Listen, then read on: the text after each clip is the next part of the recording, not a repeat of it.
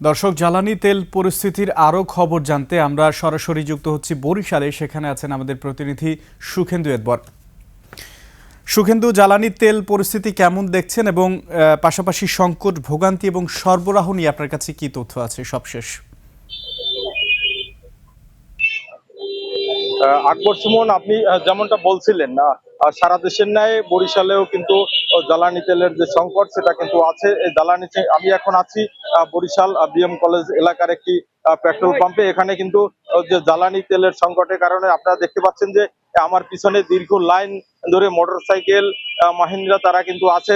Motorcycle তারা কিন্তু তেল নেয়ার জন্য দাঁড়িয়ে আছে। এরকম সকাল থেকে কিন্তু একেবারে গভীর রাত পর্যন্ত কিন্তু এরকম লাইনে দাঁড়িয়ে তারা তেলের জন্য অপেক্ষা করে, এবং অপেক্ষার পরে তারা কিন্তু মাত্র মোটরসাইকেলকে 300 টাকার তেল দেওয়া হয়, এবং মাহেন্দ্রকে 500 টাকার তেল দেওয়া হয়, এবং প্রাইভেট কারকে 1000 টাকার তেল দেওয়া হয়। আমাকে এখানকার যারা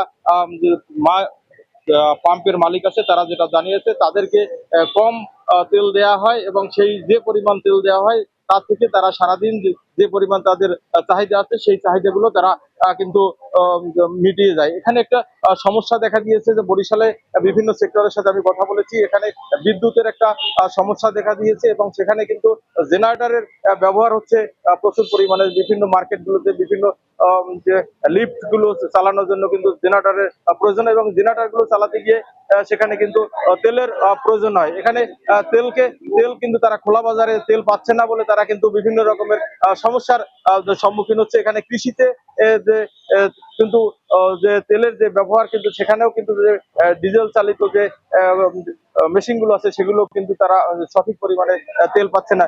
এই তেলের যে সংকটের কারণে বিভিন্ন সেক্টরে কিন্তু মানুষ ক্ষতিগ্রস্ত হচ্ছে। এর ফলে কিন্তু মানুষ তারপরে দক্ষিণাঞ্চলের যে বিভিন্ন ধরনের লঞ্চ গুলো, ট্রলার গুলো, স্পিড গুলো চলে, তারা কিন্তু খোলা বাজারে তেল কিনতে পারছে না। এর ফলে একটা সংকট সৃষ্টি হয়েছে কিন্তু দক্ষিণাঞ্চলে এই যে তেলের সংকটের ফলে। আকবর সুমন, এই ছিল বরিশাল তেলের সর্বশেষ তথ্য। সুখেন্দু, আপনাকে ধন্যবাদ।